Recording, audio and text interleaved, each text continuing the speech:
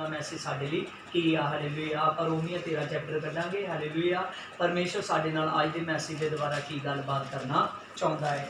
देखो Romeo 13 chapter की 8 आयत दे विच लिखा है, आंदा आपस के प्रेम को छोड़ और किसी बात में किसी का कर्जदार ना होना, आंदा क्योंकि दूसरे से आंदा प्रेम रखते रखते हैं वह व्यवस्था पूरी की है। हालेलुया। वहाँ असी बाणी दे विचों पढ़िया वा रोमियो 13 की 8 दे विचों प्रभु यीशु मसीह कहंदा आपस में प्रेम रखना। हालेलुया। आपस दे विच की रखना? प्रेम रखना। हालेलुया। जिहड़ा आपस दे विच प्रेम रखना वा, आपस दे विच प्यार रखना वा, साडे मसीह दे विच साडे मसीह दे विच एक दूसरे दे लई आपस दे विच प्रेम होना और अपने मतलब बाहर दे लोकां दे नाल प्रेम होना बहुत ज़्यादा जरूरी है। हालेलुया। क्योंकि प्रभु यीशु ने कहा आंदा जे तुहाडे तक प्यार है, आंदा जे तुहाडे तक सब कुछ है, आंदा जे तुहाडे तक प्यार नहीं गा ते तुहाडे तक कुछ भी नहीं गा। हालेलुया। आंदा आपस दे नाल प्रेम रखना तुहाडे विच बहुत ज़्यादा जरूरी है। हालेलुया। और आंदा जिसने प्रेम किया है, आंदा उसने व्यवस्था नूं पूरिया किया है। उसने की किया है? व्यवस्था नूं पूरिया किया है। अज इहदा मतलब है कि उधार पाने दे लई, मुक्ति पाने दे लई हर एक दे नाल प्रेम रखना बहुत ज़्यादा जरूरी है। गाड़ी इसकी 10 आयत दे विच आपां पढ़दे हां। बाणी दे विच लिखिया है, आंदा प्रेम पड़ोसी की कुछ भी बुराई नहीं करता, आंदा इसलिए कि प्रेम रखता है वह व्यवस्था को पूरा करता है। हालेलुया। आंदा जिस दे विच प्रेम आ वो कदे भी किसी की बुराई नहीं करता। और सचमुच जे साडे अंदर प्रेम आ चुका है, जे साडे अंदर प्रभु यीशु वाली वो क्वालिटी आ चुकी है जिहड़ी क्वालिटी प्रभु यीशु दे विच जे अज असीं प्रेम रखते हैं एक दूसरे दे नाल, जे असीं सारिआं दे नाल प्रेम रखते हैं तो असीं कदे भी किसी की बुराई नहीं करांगे। हालेलुया। क्योंकि बुराई वो लोग कर रहे वो लोगों तक हालेलुया वो लोग ये गलती नूं कर सकते हैं जिहड़े लोग परमेश्वर नूं नहीं जानते, पर जिहड़े परमेश्वर नूं जानते हैं वो कदे भी इस बुराई नूं नहीं करते। हालेलुया। क्योंकि परमेश्वर नहीं चाहता कि कोई इंसान दूसरे ते उंगल चुके। हालेलुया। परमेश्वर चाहता है कि हर एक दे नाल एक दूसरे दे नाल की करो? प्यार करो। हालेलुया। और गाड़ी बाणी दे विच लिखिया इसकी 11 दे विच आंदा समय को पहचान कर ऐसे ही करो, आंदा इसीलिए कि अब तुम्हारे लिए नींद से जाग उठने की घड़ी आ पहुंची है। आंदा क्योंकि जिस समय हम विश्वास किया था उस समय के विचार से अब उधार निकट है। हालेलुया। इस जगह ते असीं बाणी दे विचों पढ़िया वा रोमियो 13 की 11 दे विचों आंदा सचमुच समय नूं पहचानना। हालेलुया। समय नूं की करना है? पहचानना है। क्योंकि हुण वो समा आ चुका है साडा नींद तो जागन का, और हर एक इंसान का नींद तो जागन का समा आ गया है। क्योंकि प्रभु यीशु जिस तरह एक जगह पर आपां देखिया कि प्रभु यीशु दृष्टांत देन दिया है, मत्ती 13 दे विच भी प्रभु यीशु कहन दिया है आंदा सचमुच आंदा जागते रहना बहुत ज़्यादा जरूरी है। आंदा क्योंकि सुता होया इंसान नहीं जानता कि वह सोमी कद आ जाएगा, आंदा पर जिहड़ा जागदा है वह जानता है कि प्रभु यीशु कद आ जाएगा। जिस तरह अज सानू प्रभु यीशु दे विच जागना बहुत ज़्यादा जरूरी है। और प्रभु यीशु दे विच जागना क्योंकि साडा वो समा आ गया नींद तो जागन का समा। किहड़ा समा आ गया? नींद तो जागन का समा। नींद तो जागन का की मतलब है? हालेलुया। इसका मतलब समझना है आपां, क्योंकि अज जिस तरह प्रभु यीशु ने दिन बनाया रात बनाया। हालेलुया। दिन बनाया साडा कर्तव्य करन दे लई, रात बनाई पर रेस्ट करन दे लई। हालेलुया। और प्रभु यीशु मसीह इस दे विच ये नहीं कह रहा कि रात नूं सचमुच सोना नहीं गा जां हालेलुया इस तरह के कुछ नहीं है। प्रभु यीशु इस जगह ते समझाण दिया है कि सचमुच आंदा तुहाडा वो समा आ गया नींद तो जागन का समा। हालेलुया। मसीह विच जागन का समा है। किहड़ा समा है? मसीह दे विच जागन का समा है, चानन दे काम करन दा समा है। क्योंकि प्रभु यीशु जिस तरह यूहन्ना 12 की 8 दे विच जिस तरह यूहन्ना 12 की 8 दे विच प्रभु यीशु आंदा है कि मैं की हां जगत दा चानन वां, और प्रभु यीशु मसीह की है जगत दा चानन है। हुण साडा उस चानन नूं रिसीव करन दे लई प्रभु यीशु नूं अपने उपर लैण दे लई हालेलुया उहदे विच जागना साडा बहुत ज़्यादा जरूरी है। क्योंकि समा की नेड़े आ। समा की है? नेड़े आ। आंदा पहला नालों हुण उधार दा समा की है? नेड़े आ। हालेलुया। उधार दा समा, उधार का समा की आ चुका है? निकट आ चुका है। हालेलुया। और सचमुच प्रभु यीशु आंदा कि तुहाडे विच प्यार का होना बहुत ज़्यादा जरूरी है। जिहदे विच प्यार नहीं गा वो इस उधार नूं देख नहीं सकता, और जिहदे विच प्यार है वही इस उधार नूं, वही इस मुक्ति नूं देख सकदा। वही जद प्रभु यीशु का रैप्चर होने वाला है, फस्ट रैप्चर, वही फस्ट रैप्चर दे विच उठाया जाएगा जब प्रभु यीशु बदलां ते आएगा, जिहदे विच प्रेम करन दी क्वालिटी आ चुकी है।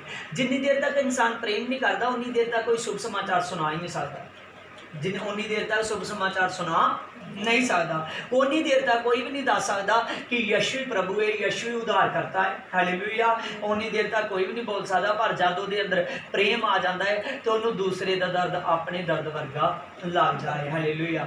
देखिया जिस तरह मरकुस 2 चैप्टर के विच, हालेलुया, आप देखिया कि एक उस समय हदरंगी ही जब प्रभु यीशु कफरनहूम दे विच आए, पर कफरनहूम दे विच 4 व्यक्ति ही, हालेलुया, 4 व्यक्ति आपां नूं देखण दे लई मिलदे आ जिन्हां दे अंदर दूजे व्यक्ति दे लई इन्ना क ज़्यादा प्रेम आ कि उन्होंने लियाउण दी कोशिश की, पर भीड़ का कारण लिया नहीं सके। बाद दे विच उन्हां मनुक्खां ने छत के उपर भी जाके छत दे विच हौल किया और उस व्यक्ति नूं जिहड़ा हदरंगी ही, उस हदरंगी नूं उस जगह ते पहुंचाता जिस जगह ते प्रभु यीशु खड़ के प्रचार कर रहा है। हालेलुया। और वो 4 लोगों का करके प्रभु यीशु ने वो 4 जना का करके जिन्हां दे दिल च प्रेम है दूसरे दे लई, हालेलुया, उस व्यक्ति नूं चंगा प्रभु यीशु ने कर देता। हालेलुया।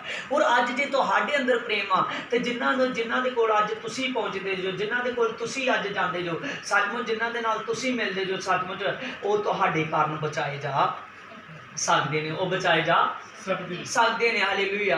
प्रभु यीशु आंदा है कि सचमुच हुण व्यवस्था की है, आंदा व्यवस्था नूं पूरा करना। हालेलुया। प्रेम जिन्हें प्रेम कर लिया उन्हें व्यवस्था नूं पूरा कर दिता है। हालेलुया।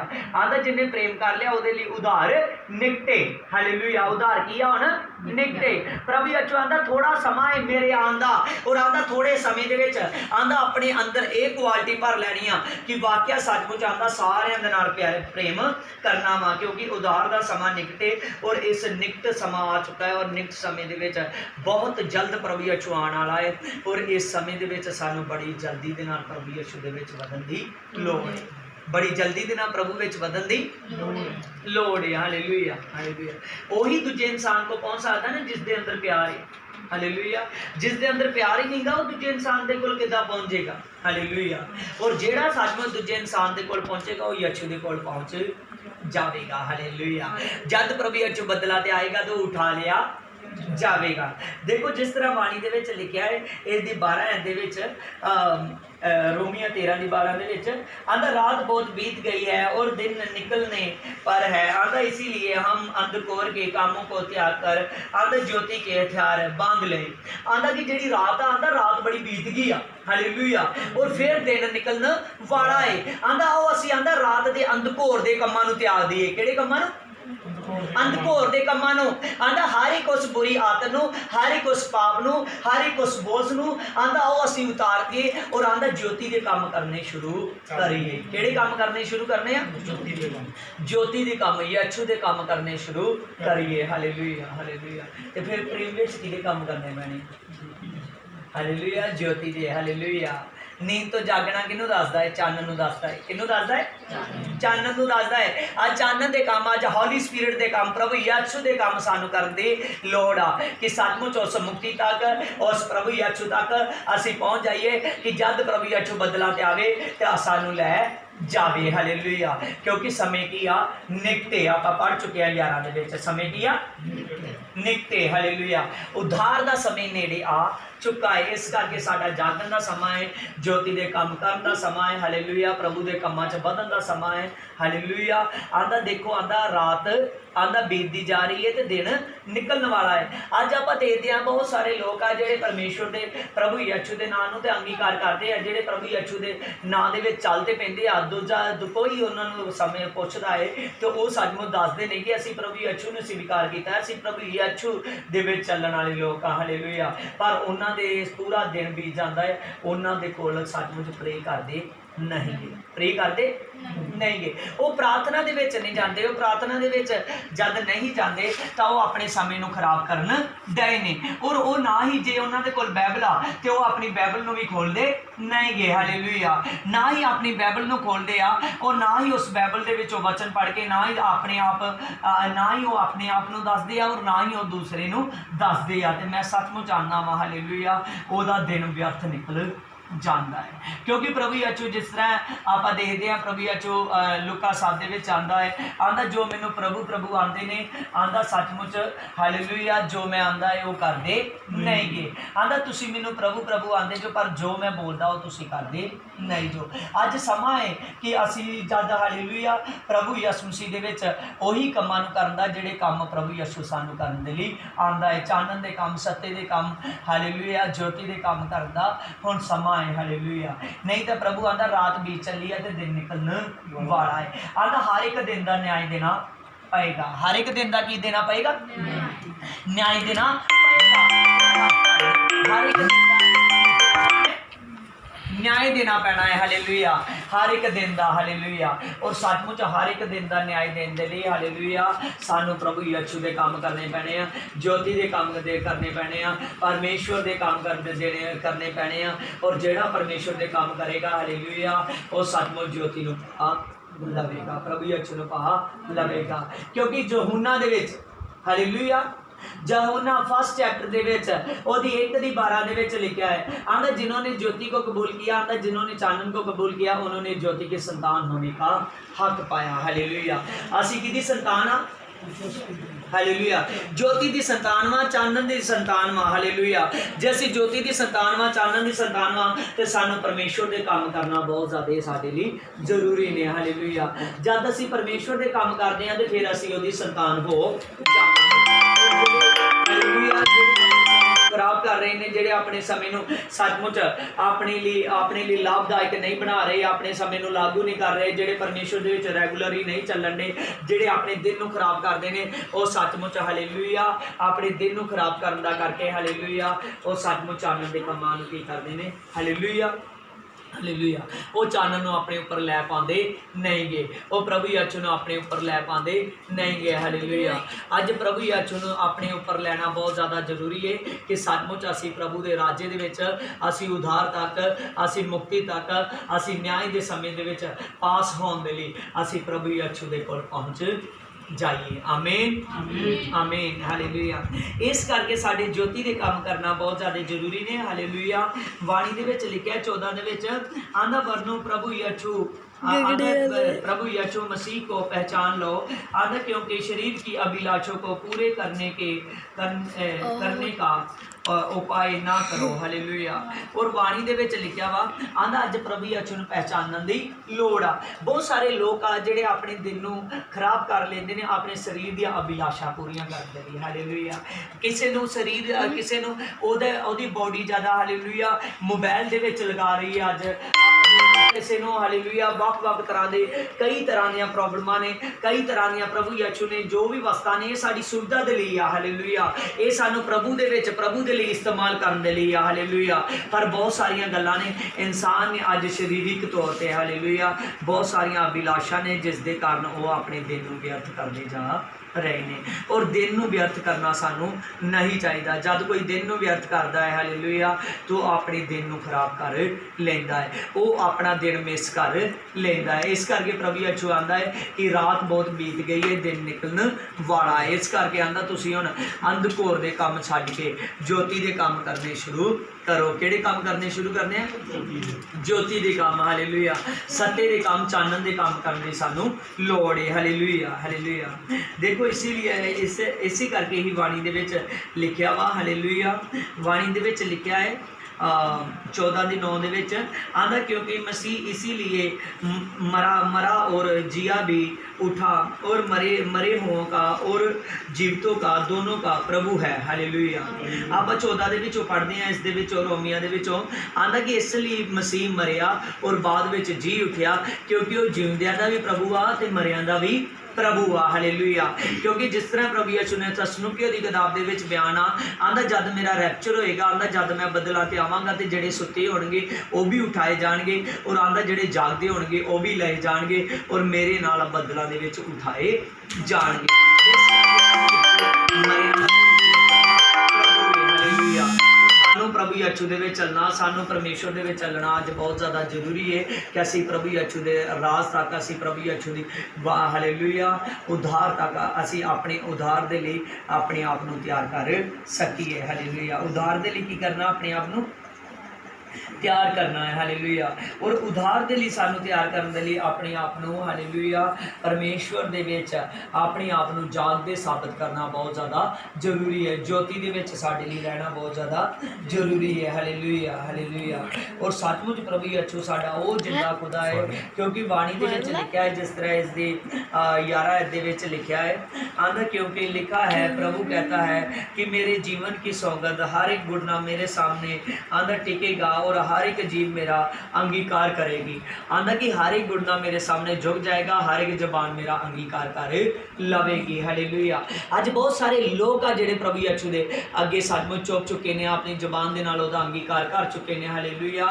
पर उन्हां दे विचों ही बहुत सारे चुने हुए घट ने जिहड़े प्रभु यीशु दे राज तक जाण वाले ने, जिहड़े ज्योति दे काम करदे ने, जिहड़े परमेश्वर दे काम करते हैं, क्योंकि जिहड़ा परमेश्वर दे काम करता है, जिहड़ा सत्य दे काम करता है, हालेलुया, वही प्रभु यीशु तक जाएगा। हालेलुया। वही प्रभु यीशु तक पहुँच जाएगा। Hallelujah hallelujah hallelujah. इस करके सानू परमेश्वर दे अज काम करने की बहुत ज़्यादा जरूरत आ, क्योंकि जिहड़ा कोई प्रभु दे काम करता है सचमुच वो प्रभु यीशु हालेलुया वो अपने आप को प्रभु यीशु दे लई तैयार करता है। हालेलुया। अपने आप को कद लई तैयार करता है? प्रभु यीशु दे लई तैयार करता है। सचमुच असीं अपने आप को प्रभु यीशु दे लई तैयार करना है। प्रभु यीशु आंदा आंदा जद तू मेरे काम करेगा, चाहता मैं तेरी चिंता, तेरा बोझ आंदा, तेरी सारी प्रॉब्लम्स आंदा मैं अपने ऊपर लै लवांगा, क्योंकि पहला पत्रस 5:7 दे विच लिखा है, हालेलुया, आंदा अपनी सारी चिंता, सारा बोझ आंदा, हर एक गल दी चिंता आंदा मुझी पर डाल दो, क्योंकि मुझको तुम्हारा क्या है? ध्यान है। हालेलुया। और प्रभु यीशु सारियां साडियां चिंता और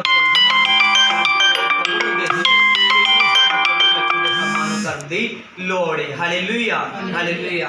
और आप अज के वचन के सीखते हैं, और इस तो पहला मैं देखना चाहता है हर एक गल को कीते छड्डना है अपने प्रभु यीशु दे, क्योंकि प्रभु यीशु की बाणी के विच लिखा इब्रानियां 10:13 दे विच आंदा, और उसी समय के इसी बाट जो रहा है आंदा और उसी समय में इसी बाट जो रहा है कि उसके बैरी उसके पाँव के नीचे की पीढ़ी बन जाए। Hallelujah hallelujah.